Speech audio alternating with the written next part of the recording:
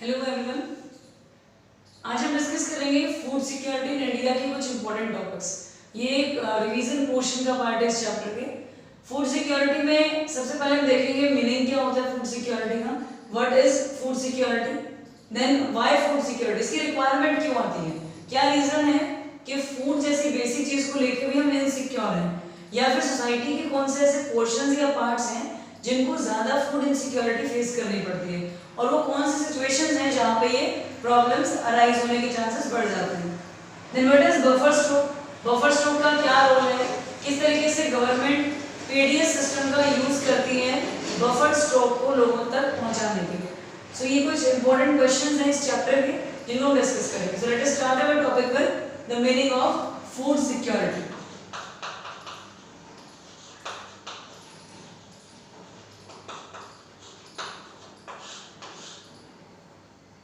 Now first of all, food is an essential for living, like air is for breathing. It means जैसे आपको सांस लेने के लिए, ब्रीथ करने के लिए एयर की रिक्वायरमेंट है, सेम वे में फूड भी एक एसेंशियल नीड है, तो उसे आप इग्नोर नहीं कर सकते। So it means food security is something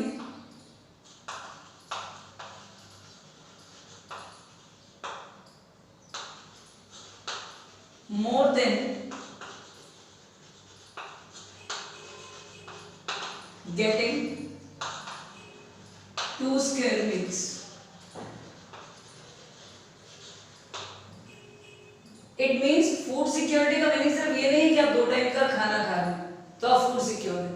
food security means food available है, एक्सेसिबल है, अफोर्डेबल है, और तीनों केसेस में वो आपके बेनिफिट में काम कर रहा है। इट मीन्स आप फूड सिक्योर। अगर एक्सेसिबिलिटी, अफोर्डेबिलिटी या वो रीचेबल नहीं, कोई भी एक चीज मिसिंग है, सो ऑटोमेटिकली आप किस में आ जाओगे, फूड इनसिक्योर पार्ट में आ जाओगे। तो सिर्फ 2 टाइम में कुछ भी खा लेना फूड सिक्योरिटी नहीं होती।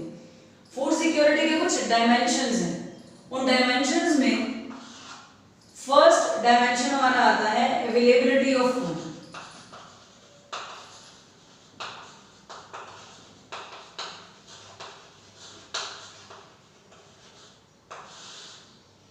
इट मीन्स कि फूड जो है उसका प्रोडक्शन इतना होना चाहिए नेशन में, या फिर इंपोर्ट्स इतने हो लास्ट ईयर के, और जो स्टॉक है गवर्नमेंट के साथ वो सब अगर हम ऐड कर दें तो वो इतना हो कि आप पूरी पॉपुलेशन को वो चीजें नीड्स के अकॉर्डिंग डिवाइड कर सकते हो।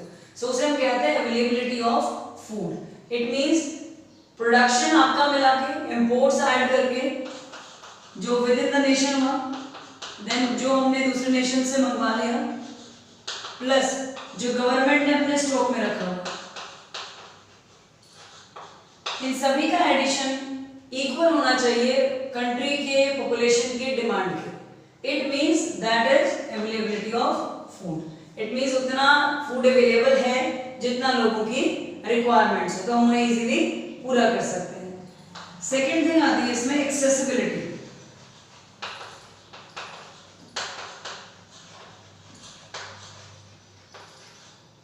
अब अवेलेबिलिटी तो है, मींस नेशन में, कंट्री में फूड अवेलेबल है, बट अगर वो आपकी रीच में नहीं है, मींस आप उस तक पहुंच ही नहीं सकते, या हर पर्सन की वो रीच में नहीं है, तो इसका मतलब वो आपके लिए बेनिफिशियल नहीं हो सकता। इट मींस वो क्या होना चाहिए, रीचेबल।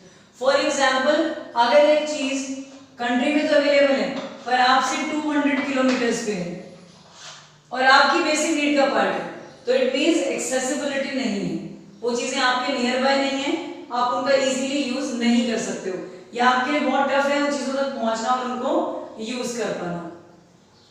अब इसका थर्ड पॉइंट आता है अवेलेबिलिटी, एक्सेसिबिलिटी के बाद अफोर्डेबिलिटी।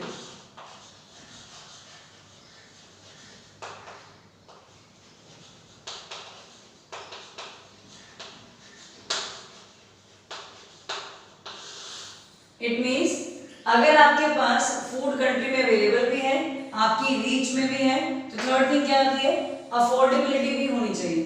इट मींस एक इंडिविजुअल के पास इतने पैसे हों कि वो सफिशिएंट, सेफ और न्यूट्रिशियस फूड को परचेज कर सके अपनी नीड्स को कंप्लीट करने के लिए। अपनी डाइटरी नीड्स को सेटिस्फाई करने के लिए वो उस फूड को परचेज करता है, उसके पास इतना पैसा होना चाहिए। सो जब कलेक्टिवली ये तीनों चीजें आ जाती हैं तो उसको हम किसमें काउंट करते हैं? फूड सिक्योरिटी में काउंट करते हैं। कोई भी पर्सन या कोई भी एरिया तभी फूड सिक्योर होगा जब फूड अवेलेबल भी हो, अफोर्डेबल भी हो और एक्सेसिबल भी हो। तो इस केस में क्या बोल सकते हैं? Food security is insured only in case of when enough food is available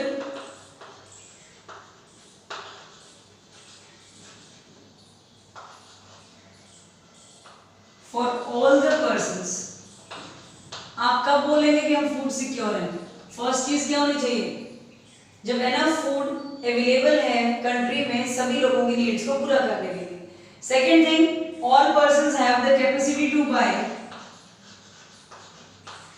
all persons have the capacity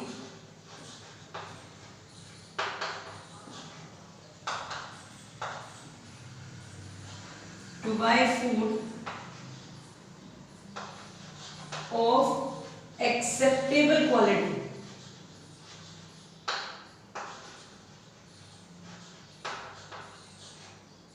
Third and last thing, there is no barrier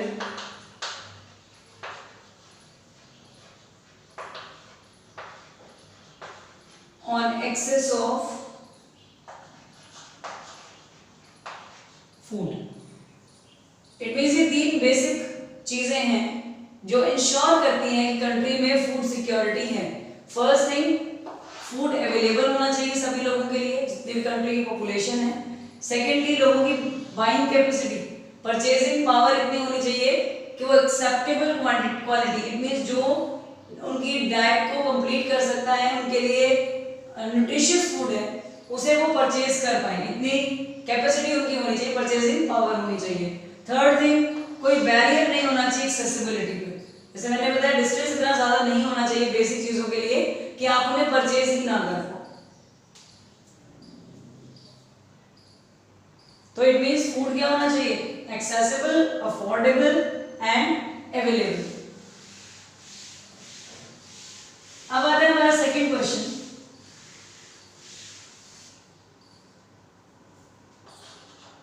why food security? It means food security की requirement क्यों है? सो सबसे पहली चीज, food security की main requirement इसलिए arise होती है क्योंकि बहुत सारे ऐसे डिजास्टर्स, कैलामिटीज या इस तरह की प्रॉब्लम्स आ जाती हैं जिसकी वजह से लोग फूड इनसिक्योर हो जाते हैं। सो इसमें बेसिक रीजन जो है जिस वजह से हम ये क्वेश्चन अराइज करते हैं, why food security is because of natural calamities.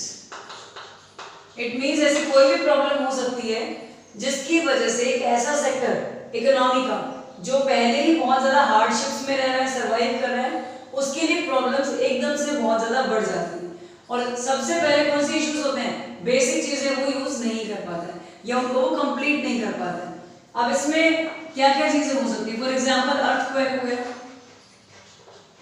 Floods आ गई, ड्रॉट है। सो इस तरह की कोई भी प्रॉब्लम, सुनामी है, ऐसा कोई भी इश्यू क्रिएट होने पे कुछ सेक्टर्स सबसे पहले अफेक्ट होते हैं बिकॉज फूड की शॉर्टेज हो जाती है, प्राइसेस हाई हो जाते हैं। अब इन चीजों की वजह से क्या होगा? प्रोडक्शन आपका डिक्रीज हो जाएगा।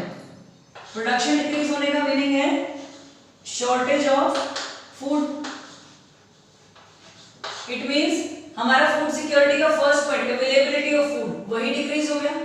जैसे ही फूड शॉर्टेज होगी तो प्राइसेस पे इफेक्ट आएगा और प्राइसेस इंक्रीज हो जाएंगे। और जैसे ही प्राइस बढ़ेगा तो पुअर सेक्टर के लिए पॉसिबल नहीं होगा कि फूड उनके लिए अफोर्डेबल रहे, अवेलेबल रहे, एक्सेसिबल रहे। क्या रीजन है प्राइसेस पे इफेक्ट आया? सप्लाई आपकी कम हो गई और डिमांड आपकी ज्यादा हो गई। इट मींस ज्यादा लोगों को रिक्वायरमेंट है चीजों की बट उतनी चीजें अवेलेबल नहीं है। सो ऑटोमेटिकली इफेक्ट किस पे चला जाएगा? प्राइसेस पे, और प्राइसेस इंक्रीज हो जाएंगे। सो इसी रीजन से कुछ सेक्टर्स ऐसे होंगे जो इन सिचुएशंस के अंदर फूड इनसिक्योर हो जाएंगे। बेसिकली वो लोग जो लॉन्गर टाइम पीरियड के लिए कॉन्टिन्यूअसली अगर किसी एरिया में इस तरह की कैलामिटीज रहती हैं, सो वो एक सिचुएशन में आ जाते हैं स्टारवेशन की, और मैसिव स्टारवेशन कन्वर्ट हो जाता है फेमाइन्स में। एक सबसे बड़ा और डेवास्टेटिंग फेमाइन जो इंडिया में आया था बंगाल में, उसके बाद ऐसा कभी रिपीट नहीं हुआ, बट हाँ बहुत से एरियाज ऐसे हैं जहाँ पे इस तरह की सिचुएशंस क्रिएट होती रहती है, पर एग्जैक्टली वो लेवल नहीं क्रिएट होता जो उस टाइम पे हुआ था।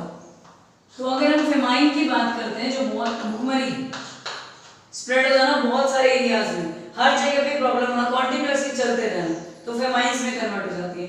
तो सबसे डेवास्टेटिंग फेमाइन, बुरा फेमाइन जो इंडिया में आया था, that was the famine of Bengal, famine of Bengal. ये फेमाइन हुआ था 1943 में, और ये वो सिचुएशन थी जिस फेमाइन में अराउंड 30 लाख पीपल जो बंगाल प्रोविंस में रहते थे, they were killed at that time because of famine. तो फेमाइन की वजह से बहुत सारे लोगों की डेथ हो गई। सो इससे ये चीज क्लियर होती है कि अगर लॉन्ग टर्म तक सर्वाइव होती हैं इस तरह की चीजें जो फूड इनसिक्योरिटी को क्रिएट करती हैं, सो सिचुएशंस बहुत ज्यादा हार्ड हो जाती हैं, और जो पुअर पीपल हैं वो इनसिक्योर फील करते हैं हर एक एरिया में, अफोर्डेबल नहीं रहेंगी चीजें, एक्सेसिबल नहीं रहेंगी, अवेलेबल नहीं रहेंगी, तो सबसे पहले उन सेक्टर्स को इश्यूज क्रिएट होंगे, और वही सेक्टर हैं जो इस सिचुएशन में आ जाते हैं, और कंटिन्यूअसली जब स्टारवेशन रहता है, मैसिव स्टारवेशन आपका कन्वर्ट हो जाता है फेमाइन्स में। अब अगर हम बंगाल का सिचुएशन देखते हैं तो इस तरह का दोबारा कभी इंडिया में कुछ नहीं हुआ, बट बहुत सारे डिस्टर्बिंग टाइम आज भी हैं, एरियाज आज भी हैं जहाँ पे प्रॉब्लम्स इसी तरह की होती रहती हैं, बट एक्चुअल में वो लेवल नहीं है, इसीलिए हम उसे काउंट नहीं करते हैं। सो हम ये नहीं कहेंगे कि फेमाइन्स खत्म हो चुके हैं या अब नहीं क्रिएट होते हैं, अब भी ये सिचुएशंस हैं प्रेजेंटली भी, और जस्ट उस फेमाइन के बाद काफी टाइम पीरियड तक ऐसा रहा था। तो कुछ प्रेजेंटली भी ऐसे एरियाज हैं जो बहुत ज्यादा बैकवर्ड है, जैसे अगर हम बात करते हैं उड़ीसा की, तो उड़ीसा में कालाहांडी नेम से एक प्लेस है जिसमें ये सिचुएशंस या इस तरह के सिचुएशंस आज भी लाई करती हैं। इट मींस हम बोल सकते हैं फेमाइन लाइक कंडीशंस वहां पे एग्जिस्ट करती हैं, और स्टारवेशन डेथ्स भी होती हैं, और उन्हें रिपोर्ट भी किया गया है। इसमें कालाहांडी एंड काशीपुर ये दो एरियाज हैं जहां पे इस तरह से स्टारवेशन डेथ्स को रिकॉर्ड किया गया था। सो मेन रीजन वही है, फेमाइन, लॉन्ग टर्म तक सर्वाइव करना, स्टारवेशन में रहना, और फाइनली डेथ्स हो जाना। अब इसी तरह से बरन डिस्ट्रिक्ट है राजस्थान में,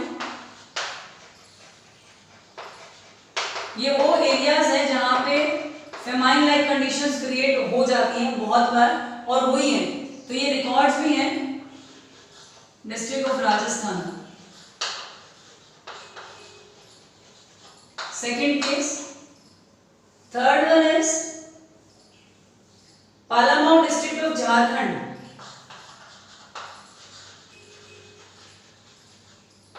district of Jharkhand.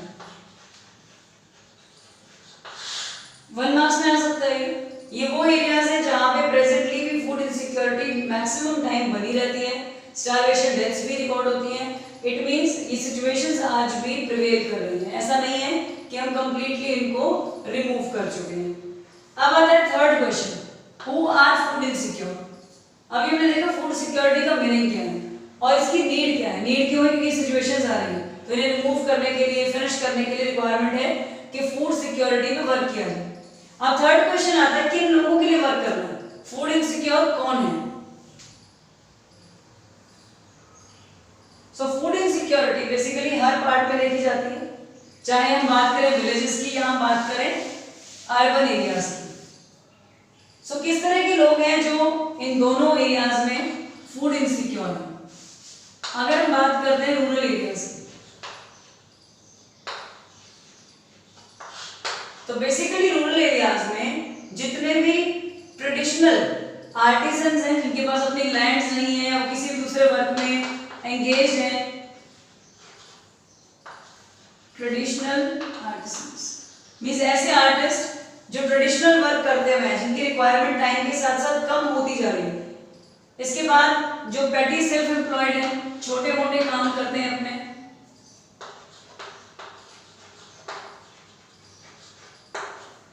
Landless people हैं। इस तरह के सभी लोग जो रूरल एरियाज में रहते हैं, जिनके पास कोई परमानेंट वर्क नहीं है, वो सभी फूड इनसिक्योर हैं। अगर इन केस कोई भी सिचुएशन खराब होती है, कोई नेचुरल प्रॉब्लम आती है, डिजास्टर होता है, तो सबसे पहला इफेक्ट इसी तरह के लोगों पे आता है, क्योंकि ये सिक्योरली वर्क नहीं करते हैं। इनके पास जो वर्क है परमानेंट नहीं है, इनकम सिक्योर नहीं है, तो इसीलिए इनके ऊपर सिचुएशंस आती रहती हैं। अब अर्बन एरियाज में फूड इनसिक्योर फैमिलीज हैं, वो जनरली ऐसे लोग हैं जो एम्प्लॉयड तो हैं पर इल पेड ऑक्यूपेशंस में एम्प्लॉयड हैं। सो अर्बन एरियाज के केस में बेसिकली वो लोग आ जाते हैं, इल पेड मींस जिनको यार पेमेंट बहुत ही कम मिलती है, रेयर मिलती है, परमानेंट नहीं मिलती, तो उन्हें बोल देते हैं इल पेड एम्प्लॉयड, जिनका वर्क जो है वो परमानेंट नहीं है। इसके अलावा जो कैजुअल लेबर है, जो मार्केट में काम करती है, वो सारी किसी का पार्ट है। अगर वर्क नहीं होगा, कोई परमानेंट जॉब नहीं है, जैसे काम करता है उनको जॉब से निकाल दिया जाता है। सो ये जो वर्कर्स हैं मेनली सीजनली एक्टिविटीज में एंगेज रहते हैं और बहुत ही कम वेजेस पे ये काम करते हैं, और इतनी कम वेजेस पे काम करते हैं कई टाइम कि इनके लिए अपनी बेसिक नीड्स को पूरा करना बहुत ही टफ हो जाता है। ये सभी सीजनली एम्प्लॉयड होते हैं।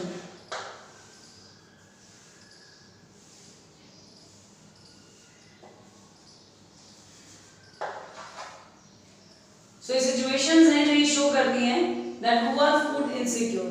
फूड इनसिक्योर कौन है? अब इसके इफेक्ट्स क्या क्या हैं? अगर हम फूड इनसिक्योरिटी की बात करते हैं, तो अगर हम सोशल कॉम्पोजिशन देखें कि सोसाइटी का कौन सा ऐसा पार्ट है जिसको मैक्सिमम टाइम हम इसी में काउंट करते हैं, तो मेनली जो हमारे एससीज, एसटीज, ओबीसी, ये जो पोर्शन है ये मैक्सिमम टाइम इसी में काउंट किया जाता है। जितने भी लोअर कास्ट पीपल हैं इनके अंडर, जो पुअर लैंड बेस से हैं और जिनकी प्रोडक्टिविटी लैंड्स की बहुत कम है, ये सभी लोग जो हैं दे वर प्रोन टू फूड इनसिक्योरिटी। कभी भी कुछ होगा तो सबसे पहले इनके ऊपर उसका बुरा या नेगेटिव इफेक्ट आ जाएगा। तो जितने भी लोग इस तरह से इनसिक्योर रहते हैं नेचुरल डिजास्टर से, और जिनको माइग्रेट होना पड़ता है एक एरिया से दूसरे एरिया में जाना पड़ता है काम के लिए, ये जनरली इनमें इस तरह की प्रॉब्लम देखी जाती है, माल न्यूट्रिशन। बेसिकली विमेन्स में बहुत ज्यादा, क्योंकि उनका उसका इफेक्ट उनकी बॉडी पे इन फ्यूचर भी रहता है। इट मींस अगर टाइम पीरियड के अकॉर्डिंग आपको न्यूट्रिशन नहीं मिलता है तो उसका effect all over the life आपकी लाइफ पे आता रहता है, stage by stage.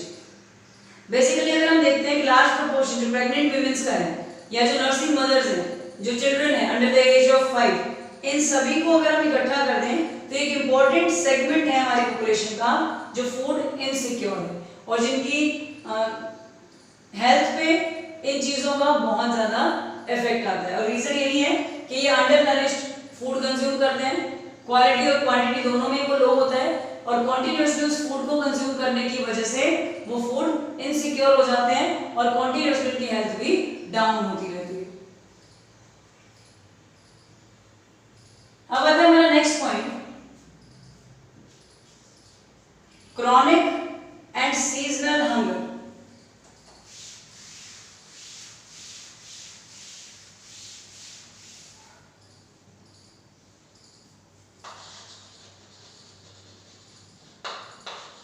chronic and seasonal hunger। Now what is the meaning of chronic and seasonal hunger? First point is, what is the meaning of hunger? Hunger is the another aspect of food insecurity। Hunger का meaning क्या है? Hunger means the second aspect of food insecurity। जो लोग insecure हैं या उसमें survive कर रहे हैं, वही क्या होंगे? इसका पार्ट होंगे। It means hunger is not just an expression of poverty, it brings about poverty। ये सिर्फ poverty को show ही नहीं कर रहा है, अगर ये कंटिन्यूस रहता है तो ये पॉवर्टी को इंक्रीज भी करता है। इट मींस हम क्या बोल सकते हैं, hunger is not just an expression, it brings about poverty. ये आपको क्लियरली सिचुएशन बताता है कि प्रेजेंटली ये हो रहा है और लॉन्ग टर्म अगर चलेगा तो इससे और ज्यादा number of people food insecure हो जाएंगे या फिर हंगर में इंक्लूड होते जाएंगे। So for attainment of food security it involves eliminating the current hunger and reducing the risk of future hunger. इसे एलिमिनेट करने के लिए क्या करना होगा, प्रेजेंट में जो है उसे खत्म करना है, और इन फ्यूचर उसका जो रिस्क है कि ऐसा हो सकता है, इन फ्यूचर इनसिक्योरिटी क्रिएट हो सकती है, उसको भी डिक्रीज करना है। सो हंगर दो पार्ट में डिवाइडेड है, ये क्रॉनिक हो सकती है और सीजनल, ये इसके डायमेंशंस हैं। तो अगर हम क्रॉनिक हंगर की बात करते हैं,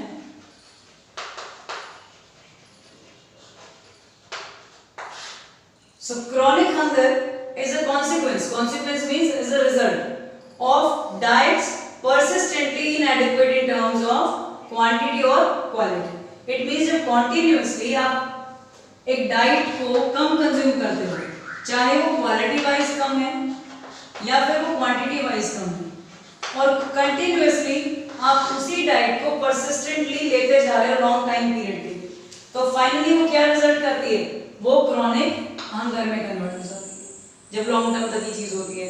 जनरली जो पुअर पीपल हैं वो इससे सफर करते हैं, बिकॉज उनके पास इनकम इतनी कम होती है कि वो ज्यादा इनफ फूड परचेज नहीं कर पाते, तो ये सिचुएशन जनरली उन्हीं लोगों में देखी जाती है। सेकेंड आता है सीजनल हंगर।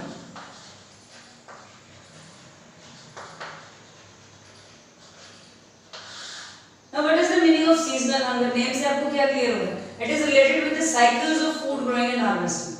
सीजनल हंगर इसलिए क्रिएट होता है बिकॉज जिस टाइम पीरियड पे फूड ग्रो हो रहा है, हार्वेस्टिंग हो चुकी है, तो उस टाइम पे कोई भी एक्स्ट्रा वर्क वहाँ अवेलेबल नहीं है। सो इसीलिए उस टाइम पीरियड में जो लोग हैं जो इसमें एंगेज हैं वो सभी क्या हो जाते हैं, अनएम्प्लॉयड, और वही पॉइंट होता है सीजनल हंगर का जो उससे रिलेट करता है। अगर आप रूरल एरियाज में बात करते हैं तो एग्रीकल्चरल एक्टिविटीज में जितने भी लोग हैं वो सीजनल हंगर में आते हैं, और अगर हम बात करते हैं अर्बन एरियाज की तो जितनी भी कैजुअल लेबर है, जिनके पास जितना वर्क वो कर सकते हैं उससे कम काम है, या कॉन्टिन्यूसली उतना ही वर्क रहता है, या रेनी सीजन में काम नहीं रहता है, तो वो भी इसी का पार्ट बन जाता है। तो this type of hunger exist when a person is unable to get work in the for the entire year. कई बार ऐसा होता है कि उसके पास कई महीने तक कोई भी काम नहीं होता है, तो वो पर्सन किसमें काउंट हो जाता है, सीजनल हंगर में। तो ये टाइप्स हैं हंगर के, chronic and seasonal hunger.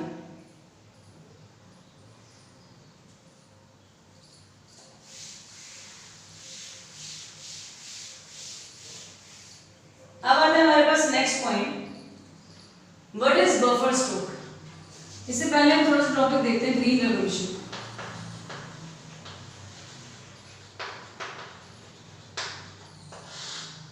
Green revolution late 1960s में आया था,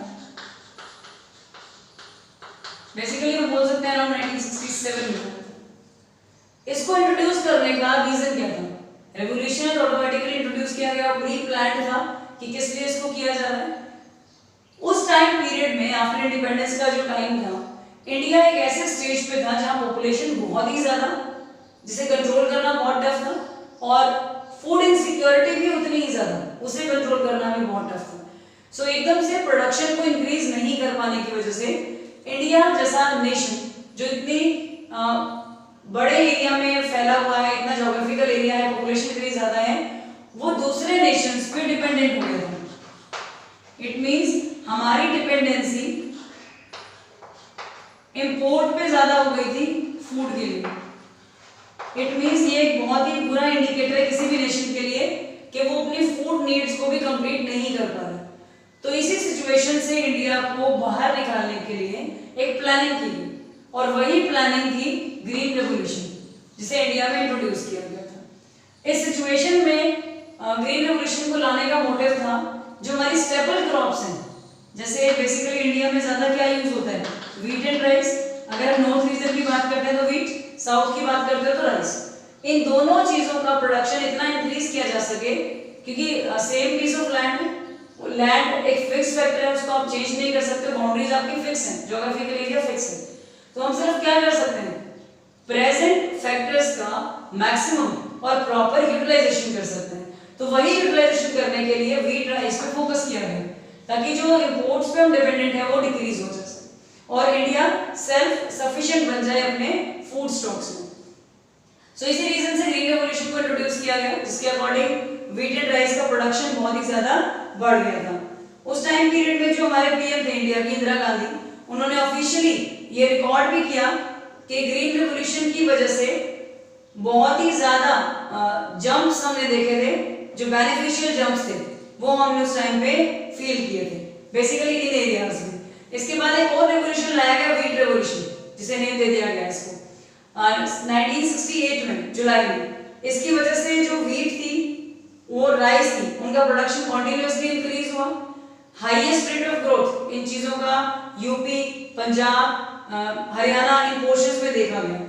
सो इससे एक चीज क्लियर हुई कि अगर हम बेटर रेवोल्यूशंस लाते हैं तो पॉसिबल है कि फूड इनसिक्योरिटी को हम डिक्रीज कर सकते हैं। ये उसी का एक स्टेप था। इसके अकॉर्डिंग प्रोडक्शन इंक्रीज होने के लिए HYV seeds, high yielding variety seeds को यूज किया गया। इट मींस सेम प्लांट आपको ज्यादा ग्रोथ दे रहा है। इसके बाद इरिगेशन सिस्टम्स प्रॉपर किए गए। इरिगेशन एक तरीके से जैसे आपका ब्रीथिंग सिस्टम वर्क करता है वैसे ही फील्ड्स के लिए काम करता है, एग्रीकल्चर के लिए काम करता है, तो उसे बेटर करने पे वर्क किया गया। इसके बाद पेस्टिसाइड्स, इंसेक्टिसाइड्स, जो भी चीजें आपकी क्रॉप्स को नुकसान पहुंचाती हैं उनके लिए काम किया गया। तो बहुत सारे नए मेथड्स को इंट्रोड्यूस किया गया टेक्नोलॉजीज के साथ।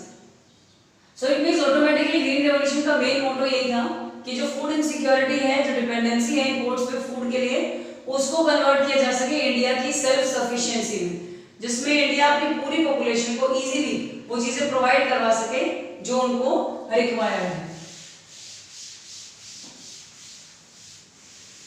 अब आता है हमारे पास next point, what is buffer stock. अब मींस प्रोडक्शन तो इंक्रीज हो गया, तो गवर्नमेंट उसको कैसे पहुंचाएगी पुअर सेक्टर तक। इसमें बेसिकली गवर्नमेंट क्या करती है, बफर स्टॉक का यूज करती है। बफर स्टॉक का मीनिंग क्या होगा, it is the stock of food grains namely wheat and rice, mainly इसमें व्हीट एंड राइस को ही इंक्लूड किया जाता है, procured by the government through FCI। It means it is the stock of food grains, ये food grains का stock है और मेनली इसमें क्या इंक्लूड होगा, wheat and rice.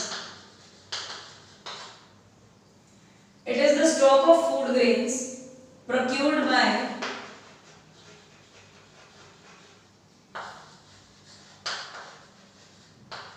the government through FCI. FCI food corporation of India, एक organisation जो ये हैंडल करती है कि जितना भी एक्स्ट्रा प्रोडक्शन है व्हीट और राइस का वो सारा गवर्नमेंट परचेज कर लेती है और उसी एक्स्ट्रा प्रोडक्शन को गवर्नमेंट जब कलेक्ट करके रखती है that is known as buffer stock. उसी को हम क्या बोल देते हैं, बफर स्टॉक बोल देते हैं। अब बफर स्टॉक जब FCI परचेज करती है तो एक प्री अनाउंस्ड प्राइस पे परचेज करती है। इट मींस जो फार्मर्स हैं उनको पहले से ही पता होता है कि गवर्नमेंट ने क्या प्राइस अनाउंस किया है, उसके बेसिस पे वो ये डिसाइड करते हैं कौन सी क्रॉप्स इस साल उनको ग्रो करनी चाहिए। जिनका प्राइस मैक्सिमम होगा उसी को ज्यादा ग्रो करेंगे। और प्री अनाउंस करने का मोटिव गवर्नमेंट का भी यही होता है कि जिन चीजों का प्रोडक्शन गवर्नमेंट बढ़ाना चाहती है उनके प्राइसेस को पहले से अनाउंस कर देती है ताकि फार्मर्स को चूज करने में ये चीज इजी हो जाए। तो इन प्री अनाउंस्ड प्राइसेस पे फार्मर्स से क्रॉप्स को परचेज किया जाता है और इसी प्राइस को नेम दिया गया है minimum support price. Minimum support price basically ये प्राइस इसलिए रखा जाता है ताकि जो भी हमारे फार्मर्स हैं जिनको एक साथ सप्लाई होने की वजह से और स्टोरेज प्रॉब्लम होने की वजह से सप्लाई को उसी टाइम पे करना पड़ता है हार्वेस्टिंग के जस्ट बाद, तो उस टाइम पे जो प्राइसेस डिक्रीज होते हैं मार्केट में उससे उनको लॉसेस होंगे। उसी लॉसेस से सेव करने के लिए गवर्नमेंट क्या करती है, मिनिमम सपोर्ट प्राइस पे सारा एक्स्ट्रा स्टॉक परचेज कर लेती है। अब गवर्नमेंट इस बफर स्टॉक का करती क्या है, इतनी सारी चीजें जो गवर्नमेंट ने अपने पास स्टोर करके रखी हैं, गवर्नमेंट स्टॉक को PDS सिस्टम के थ्रू पुअर सेक्टर में डिस्ट्रीब्यूट कर देती है। अब यही जो बफर स्टॉक गवर्नमेंट के पास कलेक्ट हो, ये कलेक्ट किसने करके दिया गवर्नमेंट को, FCI food corporation of India. Mainly इसमें क्या है, व्हीट एंड राइस। अब ये जो बफर स्टॉक कलेक्ट हुआ मिनिमम सपोर्ट प्राइस पे, इसको PDS सिस्टम के through, PDS means public distribution system, public distribution system के थ्रू यही सारा बफर स्टॉक कहां पहुंचा दिया जाता है, BPL फैमिलीज। फैमिलीज को ये स्टॉक जब दिया जाता है तो बहुत ही मिनिमम से प्राइसेस पे प्रोवाइड करवाया जाता है, इसे हम बोलते हैं फेयर प्राइस। जिन शॉप्स पे राशन आपको मिलता है वो शॉप्स कहलाती है फेयर प्राइस शॉप्स। तो यहाँ पे बहुत ही लोअर प्राइस पे इसको हम सेल करते हैं in comparison to market price. For example कोई चीज अगर मार्केट में आपको 20 रुपीज पर केजी मिल रही है तो इस शॉप से आपको 2 या 3 रुपीज पर केजी में अवेलेबल करा दी जाती है। राशनिंग डिपेंड करती है कि घर में कितने लोग हैं, उसके अकॉर्डिंग उसका डिवीजन किया जाता है कि कितने केजीज में कितने लीटर्स में इन बेसिक चीजों को उन तक प्रोवाइड करवाया जाएगा। इसमें शुगर है, सॉल्ट है, व्हीट है, राइस है, केरोसिन है, जो भी चीजें बीपीएल फैमिलीज की बेसिक नीड्स का पार्ट है, उन सभी चीजों को गवर्नमेंट उन तक पहुंचाने के लिए वर्क करती है। सो इट मींस मेनली जो गवर्नमेंट है उसका वर्क यही है कि मैक्सिमम एरियाज में फूड सिक्योरिटी को क्रिएट किया जा सके, और जो सेक्टर्स है, जो areas BPL families, lower caste हैं, लो इनकम फैमिलीज हैं, उन सभी तक इसी की हेल्प से वो उन तक बेसिक चीजें पहुंचा सके ताकि जो न्यूट्रिशन का लेवल है उसको मेंटेन किया जा सके। इसी रीजन से जो गवर्नमेंट स्कूल्स हैं वहां पे मिड डे मील्स भी रखी गई हैं, वो इसी का एक पार्ट है। मिड डे मील्स का मोटिव ये था कि एक तो स्टूडेंट्स की जो अटेंडेंस रेशियो है वो इंक्रीज हो, एजुकेशन लाइन में बेटरमेंट आए, दूसरा एक टाइम पे उनको मील वहां प्रोवाइड कराने से जो मिनिमम न्यूट्रिशन है वो उनको दिया जा सके। सो इस तरीके से गवर्नमेंट वर्क करती है बफर स्टॉक की हेल्प से लोगों को बेनिफिट पहुंचाने के लिए। कुछ प्रॉब्लम्स भी हैं पीडीएस सिस्टम में जिसकी वजह से ये प्रॉपर्ली वर्क नहीं कर पा रहे हैं, इम्प्लीमेंटेशन या उस लेवल का रिजल्ट नहीं है जो गवर्नमेंट ने प्लान किया था। बिकॉज बहुत से ऐसे लोग हैं जो डिस्ट्रीब्यूशन के टाइम पे इनकी ब्लैक मार्केटिंग करते हैं, बेटर स्टॉक्स को, क्वालिटी प्रोडक्ट्स को बाहर सेल करते हैं और लो क्वालिटी को बीपीएल फैमिलीज तक पहुंचा देते हैं। टाइमली राशन शॉप्स को ओपन नहीं किया जाता है, जितना लिमिट फिक्स की गई है उतना उनको प्रोवाइड नहीं करवाया जाता है। सो इट मींस बहुत सारे इश्यूज भी हैं, बट इसका एक ही वे है कि गवर्नमेंट अगर इम्प्लीमेंट करने के बाद अपनी पॉलिसीज को प्रॉपरली मॉनिटर करती रहे, सो ऑटोमेटिकली उसके रिजल्ट्स बेटर हो सकते हैं।